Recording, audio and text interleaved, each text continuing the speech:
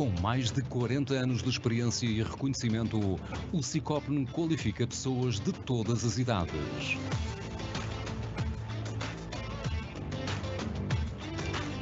Este centro de formação ajuda-te a colocar mãos à obra para seguires a via profissional num ambiente de excelência, moderno, atrativo e acolhedor. No Sicopn, trabalhamos para que alcances os teus objetivos e sejas um vencedor. Ajudamos-te a ultrapassar os desafios num espaço que te garanta a construção de um futuro com bases sólidas.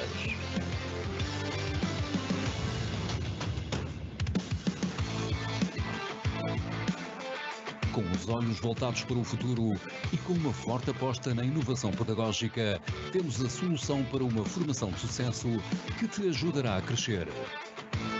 Vem estudar e aprender num local onde todos, colaboradores e formadores, trabalhamos para o teu sucesso.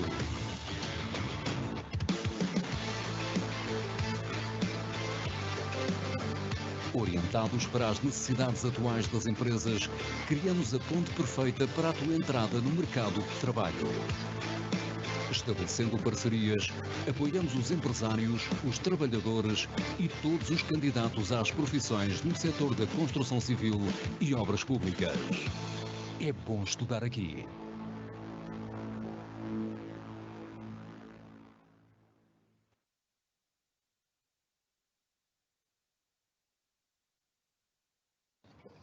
Olá, boa tarde a todos. A digitalização na construção civil está a transformar a forma como o trabalho é realizado. As novas tecnologias, como a modelação da informação da construção, o BIM, a análise de dados, a impressão 3D e a robótica, permitem que os profissionais da construção trabalhem de forma mais rápida, precisa e eficiente. Como resultado, o futuro do trabalho na construção civil será significativamente diferente do que é hoje. Uma das principais mudanças que a digitalização trará para o setor é a necessidade de novas habilidades e competências. Os profissionais da construção precisarão de aprender a trabalhar com novas tecnologias e ferramentas, desenvolvendo habilidades em análise de dados, programação e modelação dos sistemas complexos. Além disso, a comunicação e colaboração entre as diferentes partes envolvidas no projeto tornar-se-ão determinantes, já que a digitalização possibilita a colaboração em tempo real entre equipas de trabalho das diferentes especialidades e stakeholders. Outra mudança importante que a digitalização trará para a construção é a melhoria da segurança e da qualidade do trabalho. As tecnologias digitais permitem uma maior precisão e reduzem o risco do erro humano, conduzindo a projetos mais seguros e de maior qualidade. Além disso, a análise de dados em tempo real pode ajudar a identificar e corrigir problemas antes que eles se transformem em grandes problemas. Por fim, a digitalização na construção também terá um impacto significativo na eficiência e produtividade do setor. As novas tecnologias permitirão que os profissionais da construção realizem tarefas em menos tempo e com maior precisão, o que contribui para reduzir os custos e aumentar a eficiência geral dos projetos. A robótica e a automação poderão assumir tarefas repetitivas e perigosas, libertando os trabalhadores para a realização de tarefas mais complexas e desafiadoras, logo mais atrativas. Em resumo, a digitalização na construção é o futuro do trabalho no setor, trazendo novas tecnologias e ferramentas que podem aumentar a eficiência, a segurança e a qualidade dos projetos. Os profissionais e trabalhadores da construção necessitarão de aprender novas habilidades e competências para se adaptarem às mudanças, mas as recompensas podem ser significativas para aqueles que abraçarem a mudança, sejam empresas, sejam trabalhadores. É neste contexto que em 2023 estamos comprometidos com a revisão das competências e qualificações do Catálogo Nacional das Qualificações, de modo a proporcionar ofertas de formação atualizadas e inovadoras para o setor da construção. Desejo a todos um bom webinário.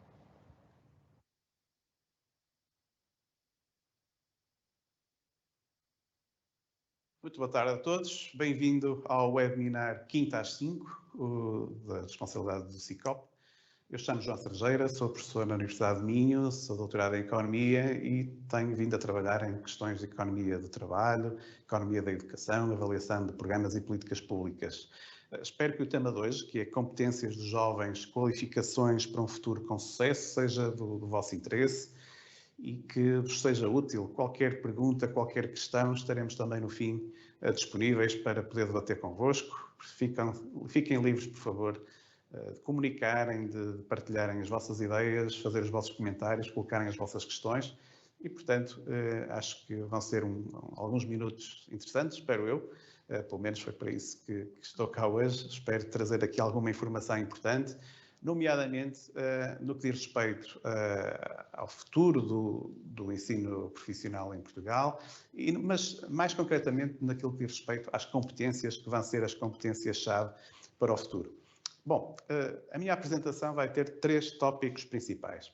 Um primeiro tópico é qual é a visão, de forma muito sintética, que podemos ter sobre o ensino profissional atual, portanto, apresentar alguns dados relevantes de estudos que foram feitos muito recentemente sobre esta temática. Depois, iremos abordar as questões sempre fundamentais quando se fala de ensino profissional, que é a ligação ao mercado de trabalho, se vale a pena ou não, do ponto de vista do mercado de trabalho, apostar no ensino profissional, se traz mais retornos salariais, maior empregabilidade, quais são o tipo, o perfil que as empresas procuram. E depois um terceiro tópico a seguir, que competências para o futuro. Isto é, nós estamos a passar por uma fase de profunda transformação, seja do ponto de vista ambiental, seja do ponto de vista da transformação energética, a transformação digital também. Algumas destas transformações foram até impulsionadas, seja pela pandemia que ainda terminou há muito pouco tempo, há pouco menos de um ano, seja também pelas circunstâncias internacionais da guerra da Ucrânia, que veio trazer impulsionar de algumas transformações que já vinham atrás, mas que vão trazer também impactos ao mercado de trabalho, vão trazer impactos àquilo que as empresas vão necessitar para o futuro e mais ainda, e as escolas profissionais e quem gera os cursos profissionais e quem tem esta função também no ensino regular, tem que pensar também quais são estas competências que vão ser necessárias para o futuro. Algumas delas já se desenham agora, de maneira a poder acompanhar a oferta atual face a esses mesmos desafios e ir ao encontro das expectativas dos jovens e também da sociedade como um todo. Alguns dados relevantes sobre o ensino profissional.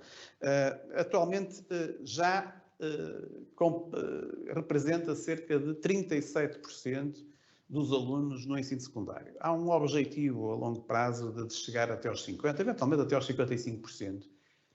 Com a expansão da escolaridade obrigatória até ao 12º ano, portanto, o 12º ano passou a ser o fim da escolaridade obrigatória, foi também importante abrir novas vias, tornar o ensino mais diversificado, de forma a poder dar resposta a diferentes perfis de alunos. O ensino profissional tem aqui um papel importante e acreditamos que no futuro passe a ter ainda um papel ainda mais importante. Alguns dados também relevantes. Será que quem faz um curso profissional tem, em média, maior facilidade de encontrar um emprego? E depois, comparando as duas opções, portanto, indo pelo um percurso de ensino profissional relativamente ao outro percurso do ensino secundário regular, do ensino científico, portanto, seguindo a via científico-humanístico, será que há vantagens? Alguma que vamos ver já a seguir com um pouco mais de detalhe. Alguma investigação mais recente mostra que há vantagens no ensino profissional logo à saída do sistema de ensino. Portanto, naquela primeira fase em que o aluno tem de procurar emprego, regra geral, quem sai do ensino profissional consegue encontrar um emprego de forma mais rápida e mais eficaz, com salários até mais elevados, mas algumas destas diferenças relativamente ao ensino regular, de quem sai com o 12º do ensino regular, tal via científico-humanístico, algumas diferenças vão se esbatendo ao longo do tempo. E, portanto, é importante também perceber um bocadinho o porquê disto. Alguns números interessantes. 51% dos jovens que seguiram um curso profissional estavam a trabalhar 14 meses depois de o concluir. 9% estava a trabalhar e a estudar e os restantes estão a estudar. Isto também mostra que a via do ensino profissional não é uma via com uma porta fechada. Portanto, pelo contrário, abrem-se mais portas.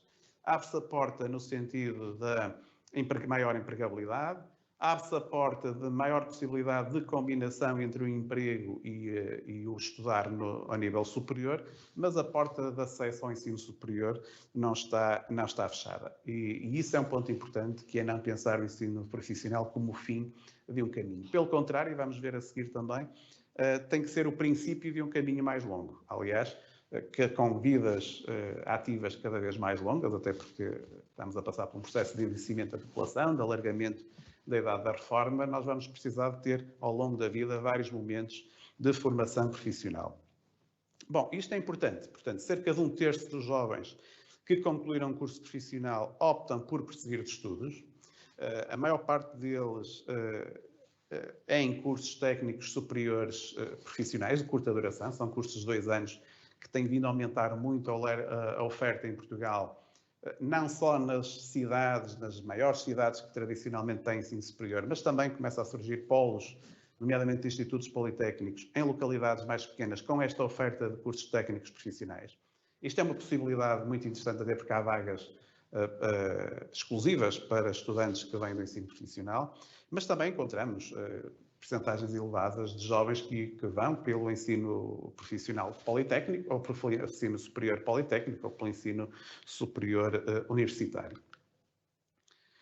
Há um preconceito relativamente ao ensino profissional, dizer que vai para o ensino profissional são os piores alunos. Bom, os dados mais recentes, o que é que mostram? Mostram que não há, por um lado, não há uma diferença assim tão grande entre as médias de conclusão entre quem termina a escolaridade via os cursos científico-humanísticos relativamente a quem termina a escolaridade por um curso profissional. Mais ainda, até se olhássemos para quem tem notas entre 15 e 20 valores, até a percentagem de alunos do ensino profissional que conseguem ter bons resultados até é um bocadinho acima de quem segue a via científico-humanísticas. Portanto, aquela ideia, muitas vezes, que se propaga de que o ensino profissional é para maus alunos, isso é mais um preconceito que propriamente não surge nos dados.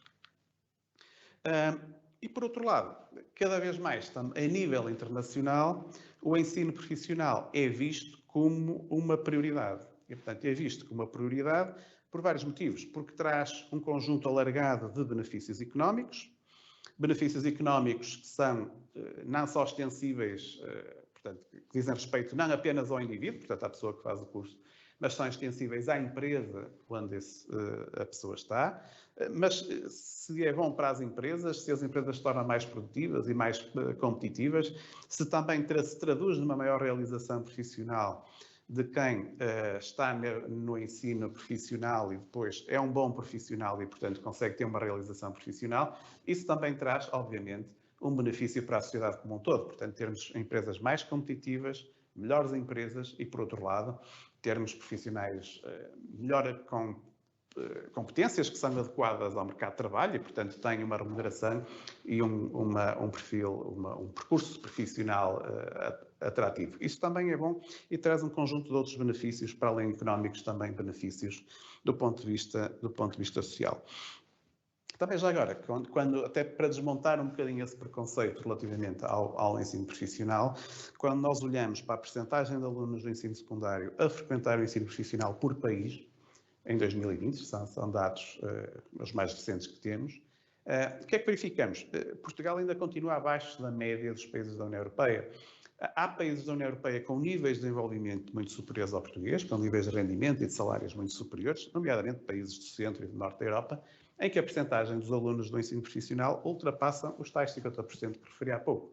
Portanto, não é a tal ideia de que o ensino profissional não é um ensino para pobrezinhos ou para pessoas com menos capacidades. Não, isso é errado.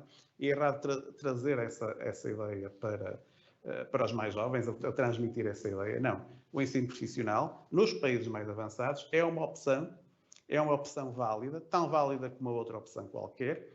Obviamente, tem que estar bem estruturados, tem que estar adaptado às que são exigências atuais da economia e das empresas, mas, mais importante ainda, adaptado àquilo que vai ser o futuro desses jovens e o que vai ser as exigências da economia do futuro. Portanto, o ensino profissional também não pode estar apenas concentrado nas exigências de hoje, tem que estar a pensar nas exigências da amanhã, daqui a uma década, se é que é possível antever, e nós tentaremos também fazer alguma abordagem a essas novas exigências. É uma via, e esta é uma das principais vantagens do ensino profissional, é que é a via, não direi mais fácil, mas mais adequada para aceder ao mercado de trabalho para quem não tem interesse, não tem o desejo ou não se vê a prosseguir estudos para o ensino superior. Atualmente em Portugal, as gerações mais jovens, entre os 20 e os 25 anos, já cerca de metade conclui o ensino superior, mas quer dizer que há outra metade que não conclui. E para essa metade que não conclui, efetivamente, o ensino profissional é uma mais-valia. E é uma mais-valia porque permite uma inserção mais rápida no mercado de trabalho e permite também salários mais elevados num primeiro momento. Depois, quando nós olhamos, também é importante perceber como é que é este processo de transição para o mercado, que é como obter o emprego após o curso profissional. Portanto, quais são os métodos de procura de emprego e de pesquisa de emprego de quem está no curso profissional, acaba o seu curso e vai fazer essa pesquisa. A regra geral não segue um padrão muito diferente de alguém que termina o seu percurso escolar e procura emprego. Portanto, desde a importância dos contactos com pessoas conhecidas, o envio de CVs para empresas, a frequência de estágios. Aliás, há vários estudos que mostram que a frequência do estágio é uma porta muito importante para aceder ao mercado de trabalho. Portanto, há várias formas diferentes, várias estratégias diferentes e a literatura mais recente sobre isto, estudos muito recentes têm vindo a ser feitos, mostram que não há assim tantas diferenças relativamente a quem termina um percurso, até por exemplo no próprio ensino superior. Bom, e agora relativamente à questão dos salários, nós falámos aqui há pouco, a nível da empregabilidade, há uma entrada no mercado de trabalho mais fácil relativamente a quem termina o ensino secundário pela via científico-humanísticas. Agora, há aqui alguns aspectos importantes que é em termos da carreira ao longo do tempo.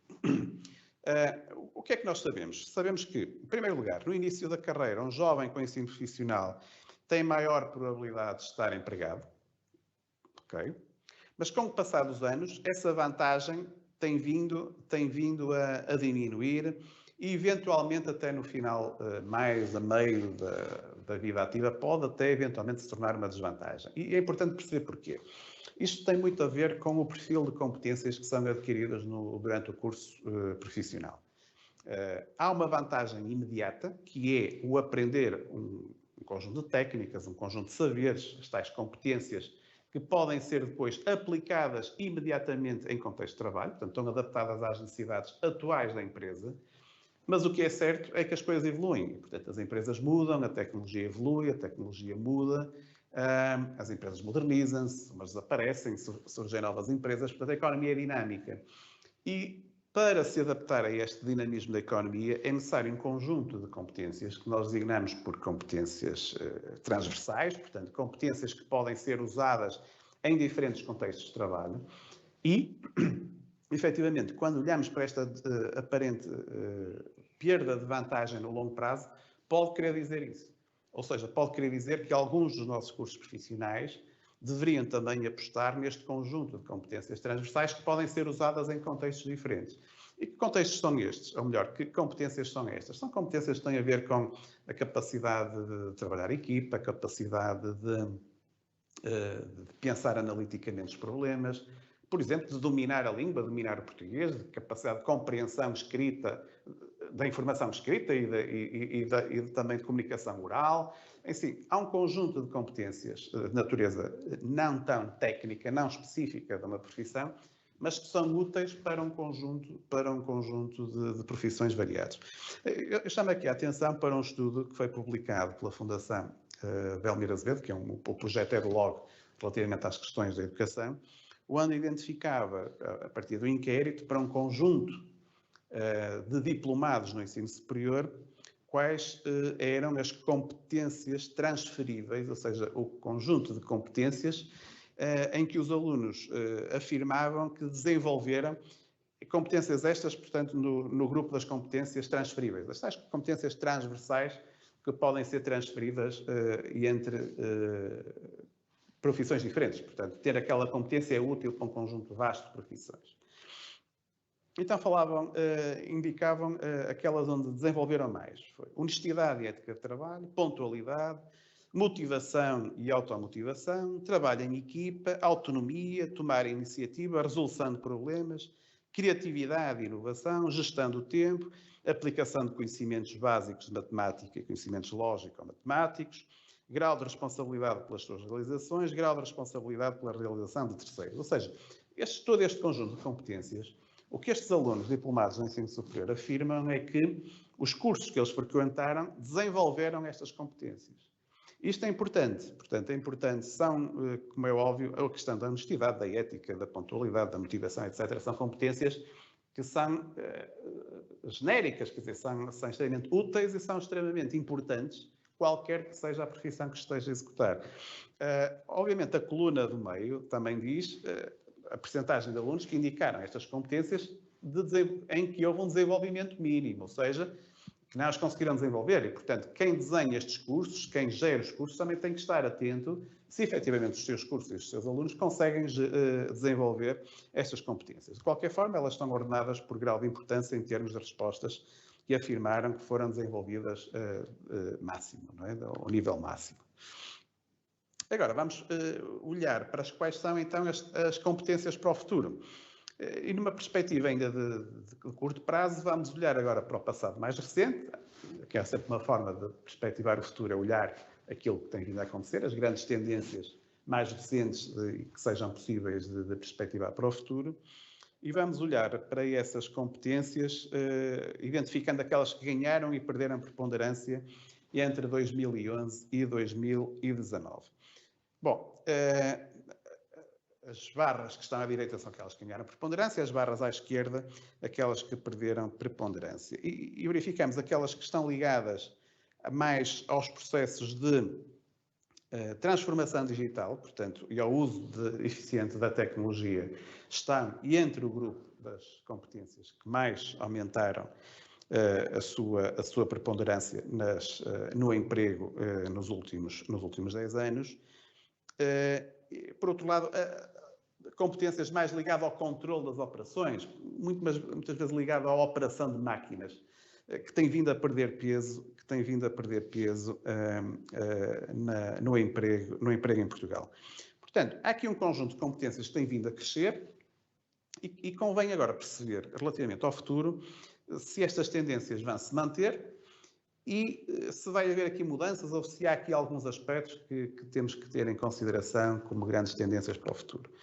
Bom, sobre isso, quando queremos perspectivar o futuro e pensar o futuro de forma mais organizada, de forma mais coerente, as projeções, isto não são previsões, nem são adivinhações, são projeções. Portanto, vamos tentar identificar grandes tendências e como é que elas podem ter impacto nas competências que são requeridas pelas empresas. Bom, há 5 grandes aqui tendências, ou macro-tendências, por assim dizer, mudanças que estão a ocorrer agora e que vão ter impacto também na procura de trabalho, no tipo e no perfil de profissionais que vai ser necessário.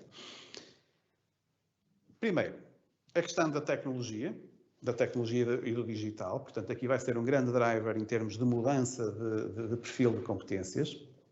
O digital, e vamos ver a seguir, traz aqui uma transformação, nomeadamente a ligação entre a produção, entre a comunicação e entre o serviço, a internet das coisas, a indústria 4.0, enfim, um conjunto de chavões que vamos ouvindo, mas que tudo isto vai trazer um impacto grande na forma como trabalhamos, na forma como consumimos e atualmente até na forma como nos relacionamos. Portanto, a transformação digital, a transformação tecnológica é a primeira grande tendência que vamos observar.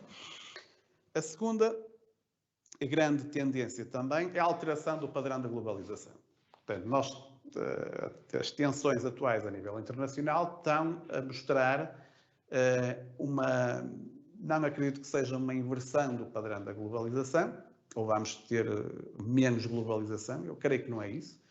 Vamos ter um processo de globalização diferente daquele que estávamos habituados ao longo da década de 2000 e da década de 90 do século passado. Ou seja, provavelmente o que vamos ter é a organização do comércio e da produção a nível mundial em grandes blocos mundiais. Algumas restrições, por exemplo, do mercado europeu relativamente, do próprio mercado americano relativamente à tecnologia, por exemplo, à excessiva dependência da China, por exemplo, também a excessiva dependência, por exemplo, no caso dos mercados energéticos, que a Europa mostrou e que foi uma fragilidade relativamente à Rússia. Portanto, estas tensões a nível da política internacional estão a levar a algum fechamento dos blocos mundiais, o que, por exemplo, ao caso português, até pode ser uma oportunidade. Portanto, nós somos um pequeno país na Europa, aberto aos mercados europeus, que foi muito atingido pela concorrência dos países asiáticos nos anos 90, quando uma abertura do comércio internacional, e depois nos anos 2000, nomeadamente à China, à Índia, etc. E pode haver aqui alguma deslocalização de indústria, em vez de se mudar para esses países do Extremo Oriente, optar por Portugal. Nomeadamente alguma indústria com mais complexa e, simultaneamente, também os chamados serviços de proximidade. Portanto, temos verificado isso. Deslocalização de algumas filiais, de alguns serviços de back-office de grandes empresas multinacionais que têm escolhido Portugal para se fixarem em detrimento de outras paragens, onde eventualmente até o preço do trabalho fosse mais baixo. Portanto, também é difícil perceber como é que vai ficar a nova organização da economia global nos próximos anos, mas provavelmente esta vai ser uma tendência, que é a reorganização dos blocos, os grandes blocos económicos e comerciais no planeta, a nível global, nos próximos anos. Depois, mais algumas dinâmicas. Uma que é a dinâmica demográfica. O envelhecimento da população, obviamente, vai trazer oportunidades de emprego aos mais jovens, mas também faz com que as carreiras sejam mais longas, portanto vamos precisar ao longo da vida de mais necessidade de requalificação profissional e, simultaneamente, também traz aqui desafios, quer para as empresas, na sua capacidade de integrar pessoas mais velhas no mercado de trabalho, mas também traz um desafio adicional para as escolas e para o sistema de informação e educação, que vem ter que dar resposta a estes novos públicos, portanto, pessoas que estão em meio da sua carreira e que precisam de fazer estes processos de requalificação, o reskilling, e de aprender novas competências e, portanto, desenvolver a sua carreira e, portanto, não haver aqui portas fechadas. Depois, ao nível ecológico, temos duas dinâmicas em simultâneo. Em primeiro lugar, uma necessidade maior de recursos naturais para dar resposta à transição energética. Um carro elétrico consome mais minerais, como o cobre, o lítio, no caso das baterias, do que um carro convencional. A transição para uma economia de baixo carbono vai precisar de investimentos e vai, obviamente, haver aqui um processo de maior uso mais intensivo. Esperemos que seja um uso mais intensivo, não explorando mais, mas usando de forma mais eficiente os recursos existentes, através, nomeadamente, da economia circular. Nesse aspecto, nós estamos aqui numa escola que é o CICOP, o uso destas estratégias de economia circular, do aproveitamento dos resíduos, no setor da construção vai ser fundamental. Trago aqui alguns resultados sobre os empregos verdes. Vamos ver um vídeo a seguir que foca isso, o que é que são os empregos verdes. E aqui é um exercício que foi feito, portanto, um trabalho que fiz em conjunto com outros colegas da Universidade do Minho, sobre empregos verdes, e, portanto, quais são os setores mais afetados em Portugal, precisamente por esta transição ecológica e transição energética que acaba por se dar em simultâneo. E podíamos, desde logo, identificar três. Em primeiro lugar, o setor da energia, como é óbvio, nomeadamente o setor da energia elétrica, pelas razões que todos sabemos, portanto, a explosão que vai ser necessário das energias renováveis, que traz um conjunto de problemas adicionais, porque é difícil armazenar energia elétrica e, portanto, sendo uma fonte natural, é difícil controlar os momentos da sua produção e ligar a produção com os momentos de produção com os momentos de consumo. Portanto, aqui vai ser uma transição que é em simultâneo ambiental, mas também digital. Vamos precisar de novos equipamentos e nova tecnologia para ligar o consumo com a produção, porque tem que ser em simultâneo. Em segundo lugar, o setor da construção. Portanto, como eu disse há pouco, estamos aqui num setor, uma escola, que é o CICOP, um centro de formação de excelência nesta área da construção, e na construção vai ter que haver uma evolução, seja nos edifícios já existentes, tornando-os mais eficientes, portanto, do ponto de vista energético, seja na construção nova, que tem que se tornar mais sustentável, portanto, com menos resíduos, com o uso de menos energia, com o uso de menos recursos. O setor da construção é identificado também como um daqueles em que mais de 20% do emprego terá que ter formação adicional para se adaptar a estas novas realidades.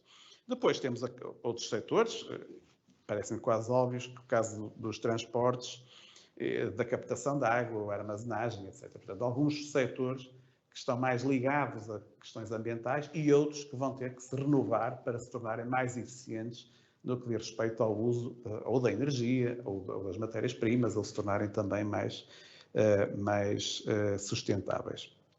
Bom, e temos aqui um pequeno vídeo sobre a relevância das competências verdes. Convido-vos a ver nos minutos seguintes. O horizonte profissional anda de mãos dadas com o futuro do planeta e a necessidade de uma transição verde, que, além de impulsionar novas funções, nos permite enfrentar os urgentes desafios climáticos. Para preencher esses postos, precisamos de pessoas com competências verdes. Essas habilidades favorecem a sustentabilidade ambiental das atividades econômicas e ainda ajudam a reduzir a poluição ou conservar os recursos naturais. Dados do LinkedIn revelam que ainda não há competências ou empregos verdes suficientes para um mundo totalmente sustentável. Portanto, é essencial promovê-los e adotá-los. Nem todos os empregos do futuro precisam ser 100% ecológicos, mas devem ir o mais longe possível nessa direção. Primeiro, existem competências verdes que podem ser introduzidas para tornar um cargo existente mais sustentável. Por exemplo, um fabricante de moda pode usar materiais mais ecológicos, uma gerente de frota pode incorporar veículos híbridos e elétricos, ou um representante de vendas atuar virtualmente, reduzindo a pegada de carbono. Segundo, há competências verdes que podem ser aprendidas para ajudar os profissionais a encontrarem novos empregos em setores emergentes, como energia renovável e remediação ambiental. É possível adquiri-las com jornadas de aprendizagem online ou offline. Também podem envolver treinamento especializado ou qualificações muito específicas. No LinkedIn, nossa visão dos dados do mercado de trabalho permite acompanhar o desenvolvimento das competências verdes e a mudança do modelo econômico. Chamamos isso de Índice de Intensidade de Competências Verdes. Ele indica quais países, setores e funções usam recursos sustentáveis e como fazem isso. Assim, nossos membros, organizações e legisladores podem entender melhor a transição ecológica, as competências necessárias e as oportunidades econômicas que estão por vir. Por exemplo, este gráfico mostra que nos últimos 5 anos, mais profissionais com competências verdes foram recrutados globalmente. Nesse período, o índice de contratação aumentou de 9,6% para 13,3%. Contudo, ainda há muito mais espaço para esses talentos e competências. Agora você sabe melhor o que são recursos verdes, qual o papel que desempenham e como ajudam a criar oportunidades econômicas. Pense sobre quais dessas competências você pode adquirir em sua função atual ou cargo futuro para fazer a diferença. E depois também convido a espreitarem alguns indicadores que são publicados no relatórios periódicos da plataforma LinkedIn sobre a procura de competências de empregos verdes e a procura de empregos verdes. Portanto, quais são as competências mais requeridas por estes mesmos empregos. No final dos slides tenho a indicação de quais são estes relatórios e como é que os podem consultar. Estes relatórios, portanto, dividem o emprego em 4 grandes grupos. Portanto, aquele que é o emprego verde, portanto, emprego em que um número importante de competências que são requeridas para aquele emprego já são consideradas competências verdes. Emprego que se está a tornar verde, ou seja, que há menos competências, tem uma proporção menor de competências verdes, mas algumas delas vão ter que se tornar verdes. Tem aqui o exemplo por causa da engenharia civil, portanto, algumas vão ter, este tipo de profissões vai ter que adicionar algumas competências verdes para dar resposta às exigências do futuro. Algumas profissões que ainda não são verdes, a que têm muito poucas competências verdes, mas vão ter que ter no futuro, como, por exemplo, o caso do analista de dados, e depois empregos em que a sua relação com a dinâmica verde é bem menor. Por exemplo, profissões ligadas à saúde, embora mesmo nestas será sempre possível encontrar uma ou outra competência que seja necessária desenvolver para dar resposta a essas exigências. Primeiro aspecto, não há um número suficiente ainda de trabalhadores a serem contratados para estes empregos verdes. No entanto, há já uma proporção grande dos tais empregos que vão se tornar verdes. Já tem um peso significativo em termos do número de postos de trabalho ou de ofertas de trabalho que são colocadas no mercado. E também é importante, quando nós comparamos o crescimento destes empregos verdes com os empregos, o crescimento dos empregos que se vão tornar mais verdes ou dos empregos que não são verdes, o crescimento dos empregos verdes, apesar de ter uma pequena percentagem no total de ofertas de emprego, tem tido um crescimento, quase podemos dizer, quase um crescimento exponencial, portanto, 20% desde 2016. Portanto, é o tipo de empregos que mais tem crescido naquela listagem. Bom, a outra grande tendência, e para terminar, nos diz respeito aos empregos digitais. Eu aconselho a lerem o relatório do Estado da Nação de 2023, que é publicado pela Fundação José Neves. Este ano foi muito dedicado à questão da digitalização do emprego e das empresas e, por exemplo, identifica quais são as competências digitais mais valorizadas após a pandemia. Quando falamos do digital, falamos de muitas coisas, desde coisas mais básicas, como o uso de um processador de texto ou de uma folha de cálculo, até coisas mais complicadas, como o uso do desenho assistido, portanto, CAD ou AutoCAD ou outras competências mais complexas do ponto de vista do domínio do digital. Aqui neste slide, portanto, mostramos algumas daquelas que são mais referenciadas nas ofertas de emprego a nível nacional. Portanto, é um estudo que compreendeu a análise de milhares de ofertas de emprego e identificar as ofertas que têm natureza digital e aquelas que são mais frequentes de aparecerem. E depois também o resultado interessante é que a intensidade digital por profissão, ou seja, quanto maior intensidade tem, do ponto de vista digital, uma dada profissão, maior tem sido o crescimento em termos de emprego dessas profissões. Portanto, há uma correlação positiva entre a intensidade digital das profissões e o crescimento do emprego. Portanto, isto fazendo uma análise nos últimos 10 anos. Portanto, isto é claramente a par da transformação energética e ambiental. A transição digital também vai ter um efeito importante sobre os empregos do futuro. E depois também desmontar um pouco aquela ideia que o digital vai substituir coisas. Vai substituir algumas tarefas, é certo, mas vai também complementar e aumentar a produtividade noutras. Portanto, a digitalização pode contribuir para a substituição de tarefas rotineiras, portanto, coisas que podem ser codificadas e substituídas por uma máquina, para um computador, não é? Ou para um robô, mas vai completar tarefas interativas e analíticas. Interativas, ou seja, lidar com outras pessoas. Portanto, pode aumentar a produtividade deste tipo de tarefas e aumentar a abrangência das tarefas de gestão. E estas ferramentas novas, nomeadamente no domínio da inteligência artificial, encaixam perfeitamente aqui. Portanto, vão, de certeza absoluta, permitir uma substituição de tarefas rotineiras, que estão presentes em algum tipo de empregos, nomeadamente de baixa qualificação, e aumentar a produtividade nas tarefas associadas àquilo que é mais humano, portanto, aquilo que não pode ser substituído pela máquina, que tem a ver com a análise, tem a ver com a capacidade de decisão, tem a ver com o trabalho da equipa, tem a ver com a comunicação com clientes, com equipas de trabalho, etc. Portanto, é gerir equipas, e isso é muito mais difícil ser substituído pela máquina, mas estas novas ferramentas podem completar a produtividade. Portanto, em suma, quer o digital, quer a transformação ambiental, vai obrigar aqui a um conjunto de processos de renovação do conhecimento, independentemente de se ter ensino profissional ou se ter ensino universitário.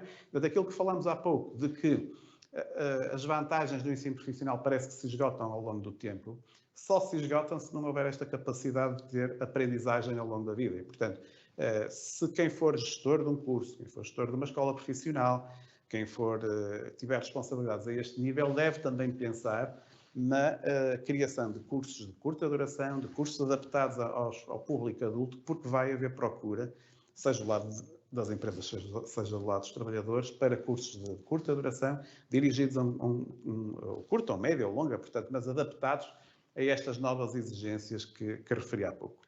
Bom, para saber mais, deixo-vos aqui algumas sugestões. Portanto, eu tinha referido os estudos do EdLog sobre... Há 2 estudos sobre o ensino profissional em Portugal muito interessantes e muito bem feitos. O relatório do Estado da Nação da Fundação José Neves, que referi há pouco, e depois consultar os microsites do LinkedIn sobre as competências verdes do futuro, e depois também dar aqui o exemplo que foi lançado em 2022, o Guia das Competências Verdes, portanto, quais são as competências verdes para ser introduzido no ensino. Portanto, que tipo de competências verdes, e portanto já temos o quadro das competências verdes definido a nível europeu, para ser desenvolvido em termos de ações de formação e de educação. Espero que tenham gostado. Ficamos agora disponíveis para debater convosco dúvidas, sugestões, comentários. Muito obrigado pela vossa atenção.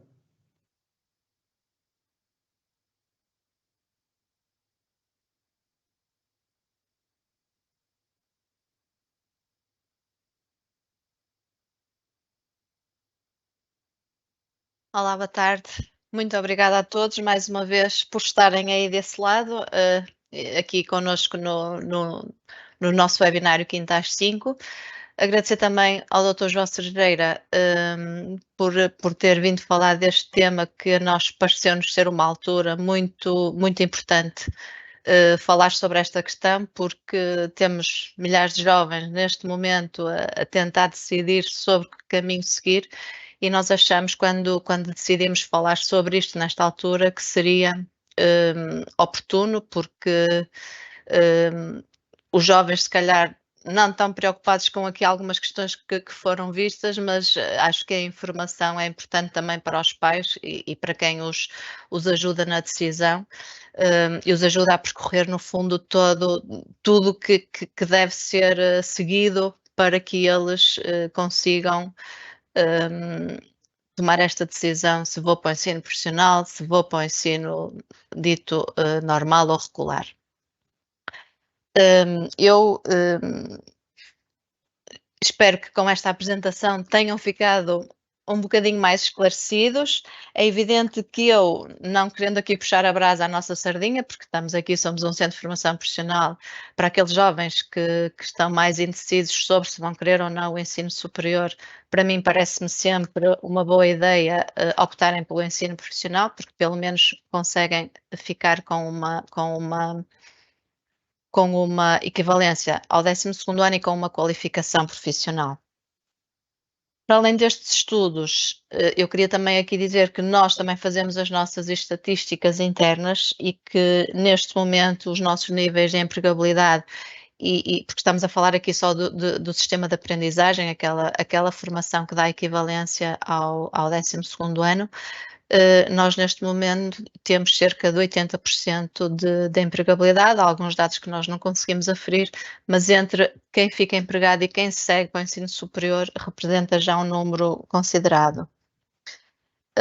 Algo também que eu queria dizer agora, e que no fundo interessa reter aqui desta apresentação, a importância da formação ao longo da vida, porque só com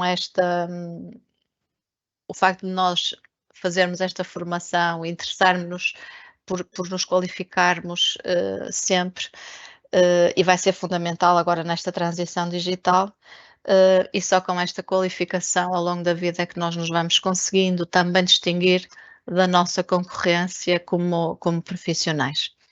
E feitas estas considerações, temos aqui agora algumas questões que eu iria colocar, não são muitas até agora, mas que eu queria colocar ao Dr. João, de alguém que pergunta sobre o que é que queria dizer com a legenda do gráfico de empregos verdes.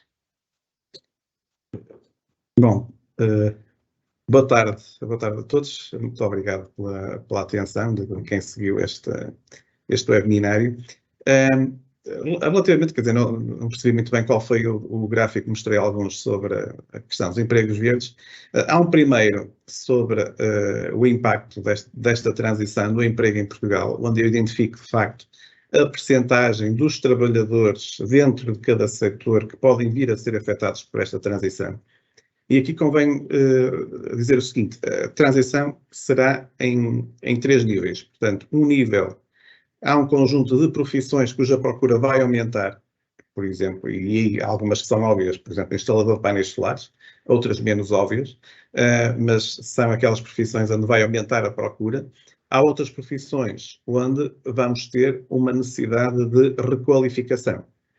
Pode ser alterar as competências existentes, mas pode ser também adicionar competências adicionais, competências que têm a ver, que são importantes e fundamentais para esta transição verde, e ainda a criação de novas profissões que também, com certeza, vão surgir.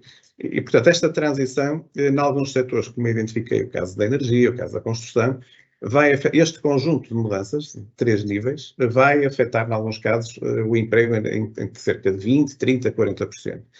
Depois havia um outro gráfico, que é retirado dos relatórios do LinkedIn. Portanto, o LinkedIn, a plataforma, faz também uma análise das ofertas de emprego que são colocadas e depois classifica essas ofertas de acordo com as competências que são requeridas e dentro dessas competências aquelas que são verdes ou não verdes, e depois mostra um gráfico com os trends de evolução dessas mesmas pedidos de emprego para profissões que o próprio LinkedIn também classifica com um nível de intensidade verde diferente. Portanto, profissões totalmente verdes, por assim dizer, profissões que têm uma percentagem elevada de competências, de requisitos, em que o verde está presente, e depois profissões que provavelmente se vão tornar mais verdes, no sentido de vão ser as tais profissões cujas competências verdes vão sendo introduzidas agora ao longo do tempo. E, portanto, o que dizia aquele gráfico é que dentro das tais profissões verdes são aquelas que têm crescido mais nos últimos anos a sua procura. Apesar dessas profissões, no conjunto, e era um gráfico circular que eu mostrava, no conjunto das profissões a ter um peso pequeno, mas já tem um peso muito grande as tais profissões que vão adquirir ou ter necessidade de ter competências verdes. Um exemplo muito simples, um gestor de uma superfície comercial, por exemplo, vai precisar ter competências no sentido de diminuir o desperdício alimentar. Um gestor de obra, por exemplo, no caso da construção civil, tem que ter competências no caso da gestão dos resíduos, etc. Portanto, há um conjunto de profissões que tradicionalmente nem poderíamos associar um rótulo de verde ou não verde, mas que vão necessitar de ter competências adicionais àquelas que já têm, e daí são, portanto, em inglês é mais fácil, é dizer que são greening, ou vai aumentar a sua intensidade verde.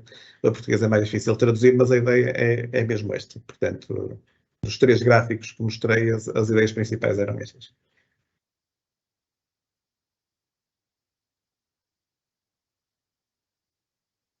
Obrigada.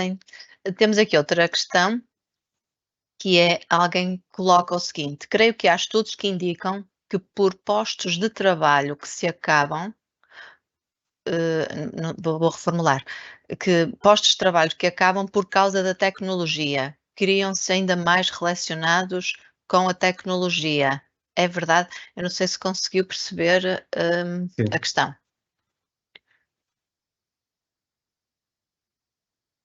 Sim, a questão é muito pertinente e diz respeito a qual é que será o impacto da tecnologia no emprego. Portanto, há sempre o receio que a tecnologia, ou se termos mais máquinas, que vai destruir emprego e podemos perder o emprego, perder o trabalho. Historicamente, a pergunta, de certa maneira, já tinha um comentário introduzido e o comentário está correto. Portanto, historicamente, o que sabemos é que todas as revoluções tecnológicas levaram, no final, à criação de mais emprego do que daquele emprego que foi destruído. Portanto, a criação líquida de emprego foi maior do que aquele que foi destruído. Isto vem por 3 razões. Portanto, há, de facto, um conjunto de emprego que desaparece. Vimos isso, por exemplo, na transformação da mecanização da agricultura. Há um conjunto de profissões ligadas à agricultura muito manuais que foram substituídas por máquinas, por máquinas agrícolas, e, portanto, esse emprego desapareceu. Mas, no entanto, como há um aumento da produtividade, portanto, como há um aumento do rendimento, como somos mais produtivos a produzir alimentos, ficamos, digamos, com mais tempo livre para fazer outras coisas que anteriormente não seriam possíveis. E daí que nós, quando comparamos o emprego hoje em dia com o emprego em Portugal, que era há 70 anos atrás, o peso da agricultura reduziu-se de 40% ou 50% para 4% ou 5%, que é o peso que tem hoje. No entanto, o peso dos serviços aumentou imenso, ou seja, hoje há um conjunto de serviços, por exemplo, fazer webinários às 5 da tarde, numa quinta-feira, que há 70 anos não era possível acontecer. Não havia centros de formação de construção civil há 70 anos. Portanto, há um conjunto, praticamente grande parte das profissões que exercemos hoje não existiam há 70 anos atrás. E se projetarmos isto para o futuro, daqui a 70 anos atrás também vamos ter outras profissões que não existem hoje, algumas destas provavelmente também vão desaparecer. Portanto, a questão aqui que se coloca é como é que se faz a transição. Não é tanto se vai haver, se o trabalho vai acabar, o trabalho nunca vai acabar, porque nós temos sempre necessidades quase infinitas e há outras necessidades que as máquinas não podem resolver. O trabalho de um psicólogo, por exemplo, o cuidar de um idoso, etc. Há um conjunto de tarefas que não podem ser substituídas por máquinas. Mas, posto isto, não quer dizer que não se trabalhe e que não se pense o processo de transição. Isso é que é doloroso, é a mudança.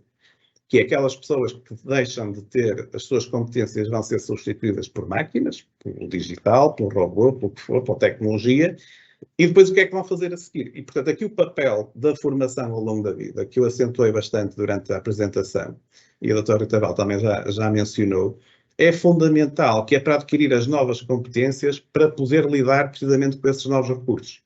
A inteligência artificial também traz aqui alguns receios, porque nós ainda não sabemos o impacto pode ter, ou seja, ainda se está a explorar as aplicações onde podemos usar essa nova tecnologia, que pode ser provavelmente ser utilizada em contextos muito mais variados que aquilo que nos passa na cabeça atualmente, e, portanto, vai ser para algumas profissões uma forma de tornar o trabalho mais efetivo, mais produtivo, portanto, com mais valor.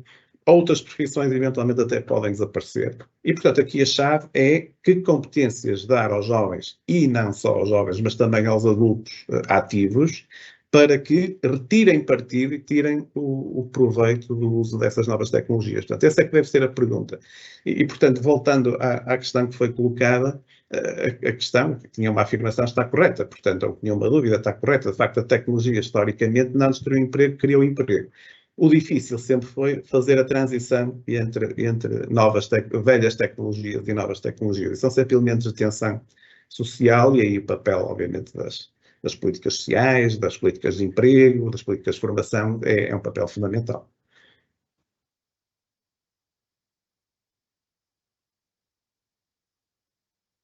Eu creio que às vezes é o receio que as pessoas começam a ter das tecnologias e realmente aqui o que é que interessa é as pessoas apetrecharem-se no fundo daquilo que é fundamental para poderem acompanhar estas evoluções, porque eu creio que o emprego realmente não irá faltar.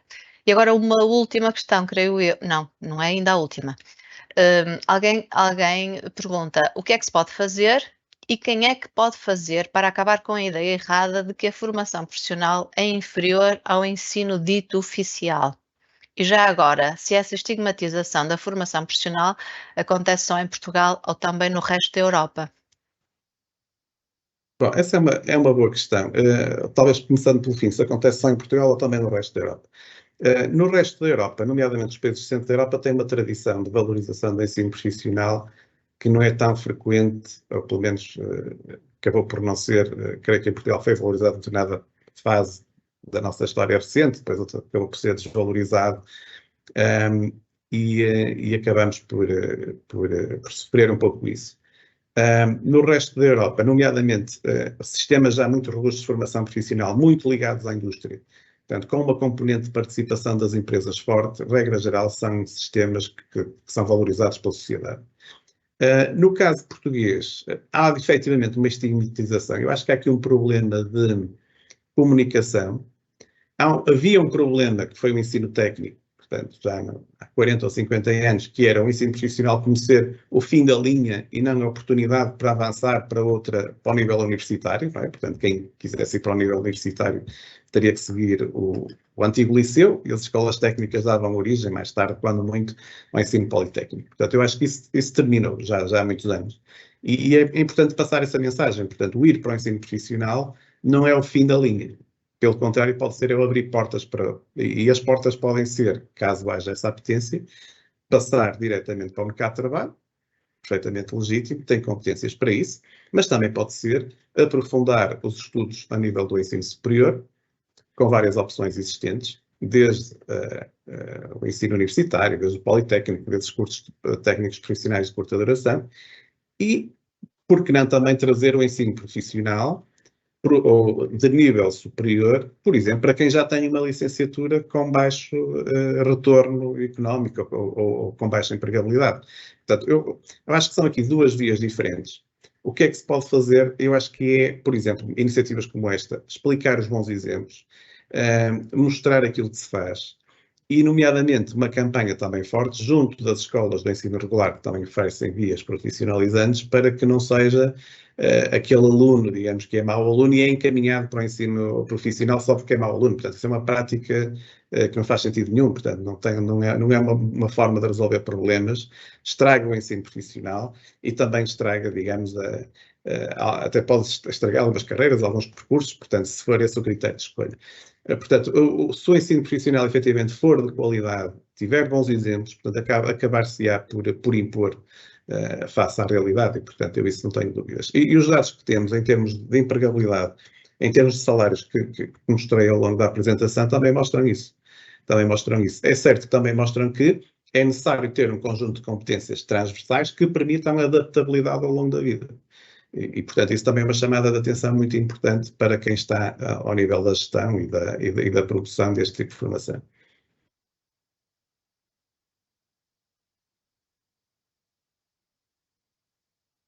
Então, agora sim, vou colocar a última questão, que é: posso aumentar a minha capacidade de identificar e avaliar os riscos e as oportunidades ambientais e também a habilidade de aplicar soluções inovadoras e eficientes para reduzir a pegada ecológica?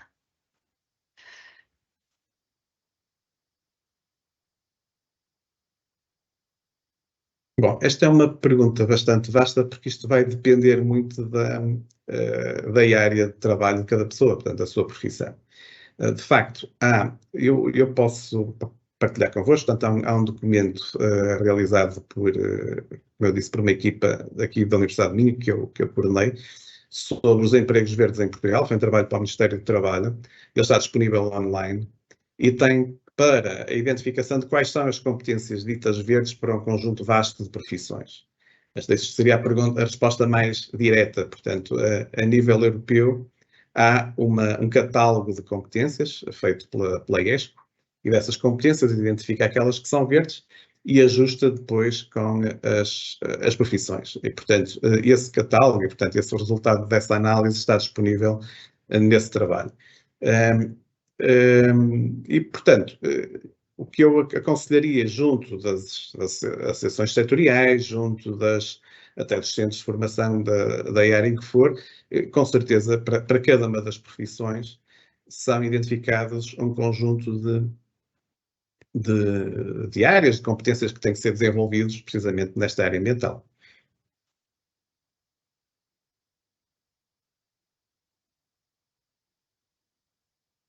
Bom, obrigada, Dr. João. Eu creio que esta foi realmente a última questão que colocaram. Temos aqui uma técnica da ACT que ainda deixou aqui uma informação que vai ficar aqui disponível. No fundo, é a convidar professores e alunos do ensino profissional a concorrer ao concurso e está-se bem em segurança e saúde no trabalho. Portanto, candidaturas até o dia 31 de julho. Fica aqui esta informação. Eu resta-me agradecer imenso a sua disponibilidade, Dr. João Cereira, por ter vindo falar aqui sobre estes temas e ajudar-nos um bocadinho a trabalhar aqui, como foi colocado aqui nas questões, este estigma que a formação profissional tem. E nós temos excelentes exemplos aqui de formandos nossos que vão para o ensino superior, que criam o seu próprio emprego, criam empresas e que criam sociedades. Portanto, os bons exemplos existem em todo lado, depende realmente das pessoas e da sua capacidade de ser empreendedor e de querer realmente fazer algo e ter objetivos bem definidos. Eu creio que passa muito por aí. Nós temos vindo a trabalhar já há algum tempo nesta questão de desmistificar um bocadinho o que é a formação profissional. Nós temos feito um evento de portas abertas, convidando as pessoas a vir cá e visitar e ver o nosso espaço e ver de que forma nós prestamos este serviço de formação.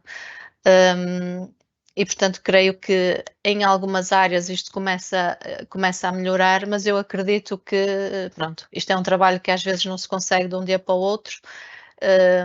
Vamos ter que continuar a trabalhar e dando nota dos bons exemplos para que as pessoas também comecem a acreditar que a formação profissional é muitas vezes e para muitos jovens a situação ideal e a mais válida para que eles consigam encontrar o seu caminho e construir um futuro com sucesso. Vou só deixar aqui uma nota agora, porque nós estamos neste momento em fase de candidaturas precisamente para os jovens, para aqueles que estão a acabar o 9º ano, ou temos muitas vezes jovens também que já estão muitas vezes a terminar o 11º ou até no 12º, as coisas começam a não correr bem e depois recorrem ao ensino profissional para terminar as suas habilitações. Nós também temos muitos formandos nesta situação.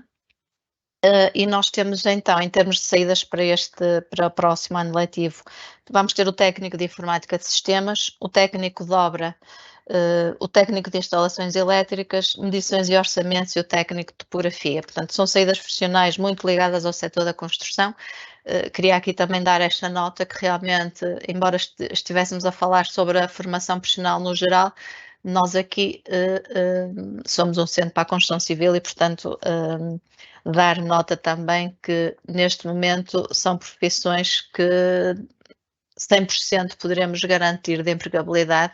Tivemos uma turma já que terminou agora no início do ano e que estão todos a trabalhar. Muitos deles tiveram mais do que a empresa onde eles estagiaram queriam que eles ficassem e eles tiveram outras oportunidades e mudaram, porque nestas idades eles ainda conseguem procurar aqueles que lhes dão mais condições. Temos também previsto 3 cursos para dar equivalência ao 9º ano, que é na área do canalizador, carpinteiro de limpos e pintor de construção civil. Pronto, para além desta formação, depois temos os EFAs para adultos, a formação modular e a formação de especialização tecnológica, uma formação de nível 5, portanto, para o pós-12º ano. Vou dar por terminado este webinário, agradecer mais uma vez ao Dr. João Silveira pela disponibilidade e dizer que agora vamos de férias, portanto os nossos webinários vão regressar em setembro. Fiquem atentos porque, entretanto, iremos divulgar os próximos temas. Muito obrigada a todos que nos acompanham e até setembro. Boas férias.